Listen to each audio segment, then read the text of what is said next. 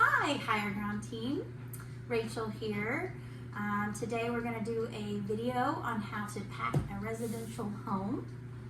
We're going to start here in the kitchen. As we all know, the kitchen is one of the more popular spots to put all your items such as plates, appliances, pots and pans, all kinds of things.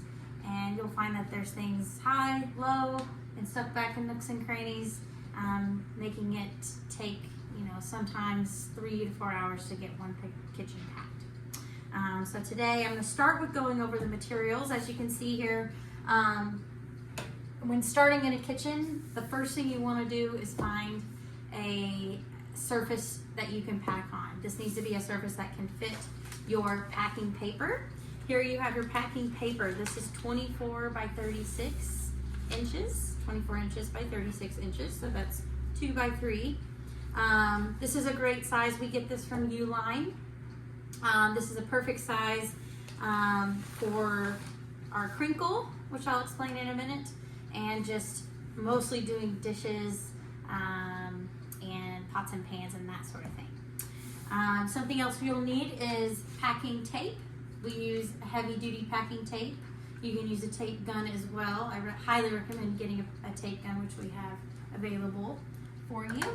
And then what we'll be using is a dish barrel. This is not a dish pack. Do not confuse this with a dish pack. It is called a dish barrel pack.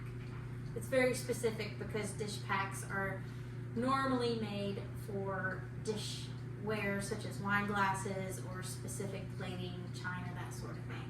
This puppy you can fit into a lot, or fit a lot in. This is 18 by 18 by 28, and I'm going to show you how we're going to put it together and get started.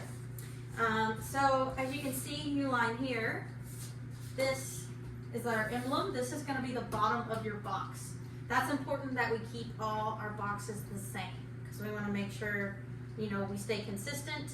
The label goes on the bottom, that way we can write on the top and go from there. So what you're going to do with this one, these don't have tabs on them. You'll find with most boxes, small, mediums, larges, they have tabs, and those are opened up differently. This one you're just going to open normally. You're going to put one side down, or two sides down, and then the other two sides down, like so. You're going to get your handy dandy tape gun. And these boxes tend to get very, very heavy. You're putting a lot in them, so we need to make sure we're taping them up properly. So what we do is one, and just for double protection, we're going to put an extra one on there as well. Voila. And you flip that puppy over, and you put your sides down. And that box is ready to get packed. Hi, me again. So last video I showed you how to build a dish barrel box. Now we're going to start packing it. The first thing you want to do is get what's called crinkle. Throughout this box you're going to want to pad every item as best as possible. So by doing that, the bottom of this box needs to be covered with paper first. So we call that crinkle paper. You use your 2x4 packing paper. And what you're going to do is crinkle it like so and put it at the bottom. Usually for a dish barrel you need 5 to 6 pieces of paper to do this. So that was 1, 2, 3, 4. And we're going to go with 5 here, making it as flat but as cushy as possible. So that's a pretty good base right there, as you can see. That gives you enough padding to start layering our dishware. Hi, Rachel again here. We're going to go over how to wrap some plates. So with plateware, you will want to start here on your paper, and we'll use cover or paper within each plate. So like so, you have your first plate here. You want to cover one piece, add a plate, nice and soft. Make sure you're always being careful with these plates. We'll put your next piece of paper here. We'll go over the second plate and you'll add your third. Again, we'll do another piece of paper and add your fourth plate. Now, as you can see, they're all stacked nicely here. And at this point, you'll probably want to add just one more piece. And you just want to wrap completely up so it's nice and secure. And I would not go over 5 plates. This is probably a 5 plate max. These are 4. You could fit one more on here. And then we're going to go ahead and pack these in the bottom of our box. All right, plates here. We're going to go ahead. Plateware always, always, always goes on its side. Never like this. The reason for that is you won't have as much pressure on their side as you would if they're clanking on top of each other. So we're gonna put these, and plates are a great thing to have at the bottom of a dish barrel bag. This is what you want. I love starting with plates in a kitchen because it's perfect base. And you're gonna put them here on their side, going down on that crinkle like so. And then you repeat. We have flat plates this time. The other ones had a little bit of a crevice in them. Same thing, I have 3 plates here. Wrap, cover, one more wrap, and then we'll wrap all together again, like so. Again, going on your side like this. Those are gonna go right next to the other plates. Nice and cozy. All right, so this is another item we just wanna be specific about when packing. You wanna take the utensils out and do these 2 separate. The way we do this is roll your appliances all as one. There's rice in it. So you want to bundle them together politely and then nicely just wrap like this. And these are a good thing. You can also just kind of lay on top nice and loose. Maybe on top of appliances, those sort of things. And then you'll want to do the base separate. This again, this is a pretty heavy piece. So this is something you'd want to try to get on the base of one of these boxes. Lighter things as you go up, heavier things on the top. So plates, appliances, vases, items like that, you really want to start with on these type of boxes.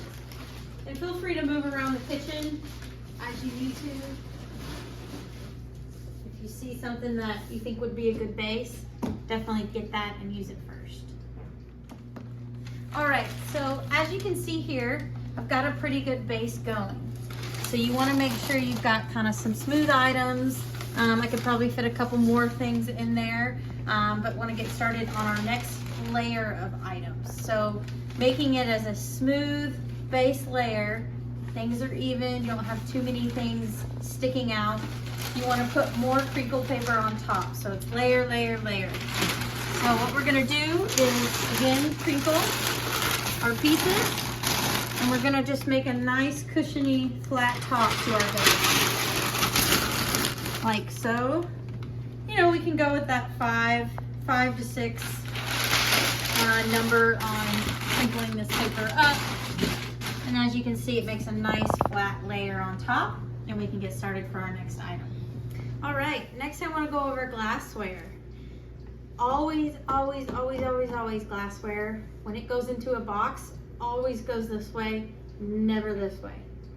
I'll repeat that. Always up, never on its side. Why?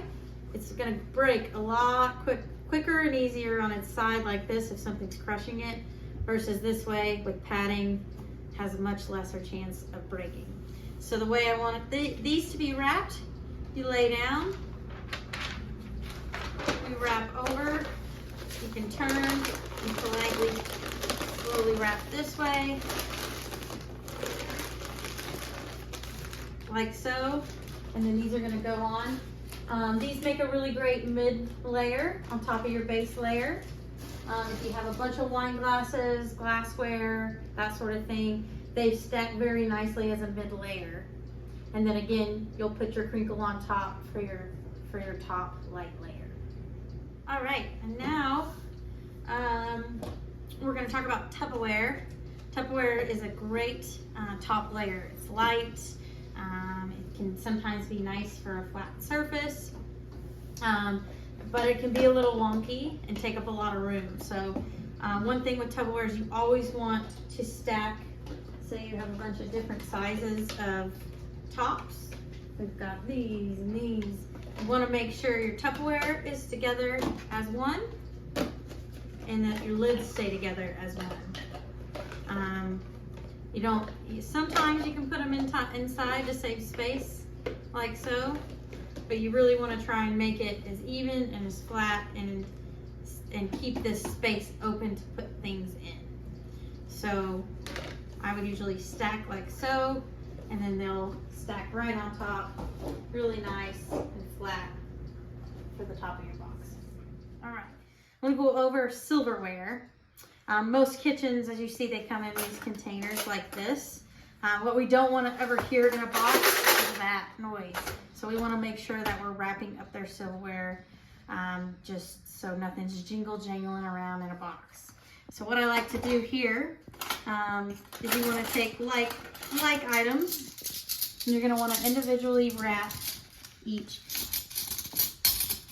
section depending on what they are. Your forks or knives or spoons. So I'll wrap that up really nice. And then you'll try and put them back in here into their little slot, like so. Same with forks.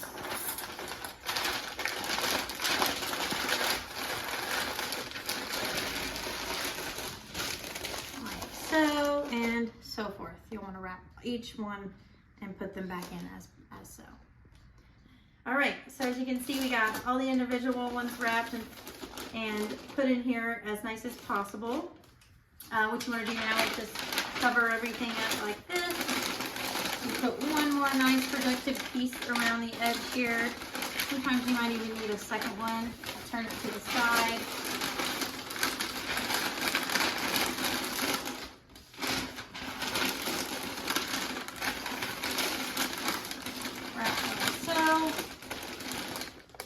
And then place in your box. This box in particular, you might need to make a little room for it.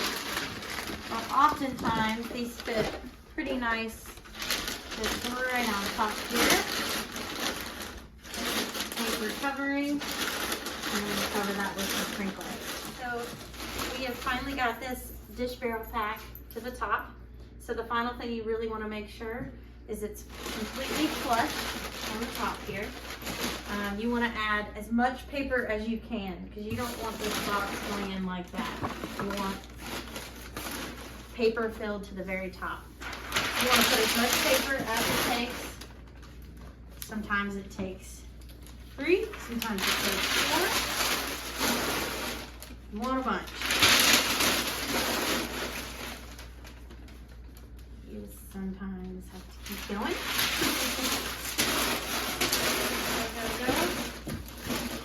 Pretty good. It's sticking out. So at this point, you could put another box on top of this so that nothing falls through and can damage anything underneath it. And you want to tape again. This being a dish barrel box, I would tape the same. You want to put 2. See, sometimes they don't stick.